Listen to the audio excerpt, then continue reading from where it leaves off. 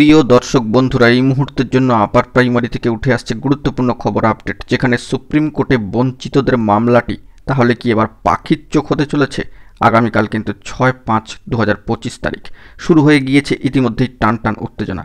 অবশ্যই সবটা আলোচনা করছি, তো ভিডিওটিকে শেষ পর্যন্ত দেখবেন, কোনোভাবে স্কিপ করবেন না।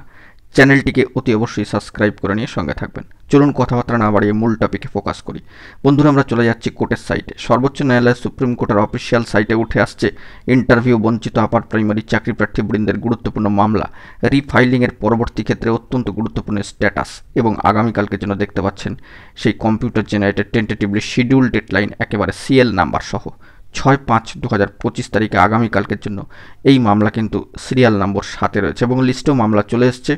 অত্যন্ত গুরুত্বপূর্ণ এই মামলা কি আগামীতে পাখির চোখ হতে চলেছে? সিট আপডেটের জন্য জোরালো কর্মসূচি তো চলছেই শহীদ মাতঙ্গিনী হাজরা মূর্তির পাদদেশ অঞ্চল। তবে এই মামলার সাথে যুক্ত রয়েছে যে কয়েকশো TET pass trend upper primary interview বঞ্চিত আপার প্রাইমারি চাকরি প্রার্থীরা।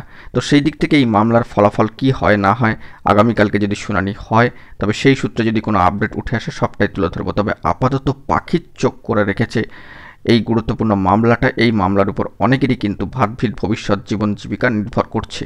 যেরকম রাস্তার আন্দোলন, মঞ্চের আন্দোলন চলছে, অবস্থান কর্মসূচি চলছে, তেমনি সর্বোচ্চ ন্যায়ালয় সুপ্রিম কোর্টেও কিন্তু লড়াই চলছে। এই মামলা থেকে জোরদার ফাইট দিয়ে কিছু পদক্ষেপ বা নয়া কিছু উঠে আসে কিনা এবং নয়া মোড় ঘটে কিনা, সেই দিকে কিন্তু সকলকে তাকিয়ে থাকতে হবে। অর্থাৎ বলা যেতে পারে এক অর্থে পাখির চোখ এই গুরুত্বপূর্ণ মামলাটি। সেই অর্থে দাঁড়িয়ে এই মামলায় আগামীকালকের জন্য কী স্ট্যাটাস উঠে আসে সেই দিকে আমরা ফোকাস রাখছি। জরুরি তথ্য পেলে সবটা তুলে ধরবো। এখন এটুকুই, ভালো থাকবেন। জরুরি আপডেটগুলি পাওয়ার জন্য চ্যানেলটিকে অতি অবশ্যই সাবস্ক্রাইব করে নিয়ে সঙ্গে থাকুন। ধন্যবাদ।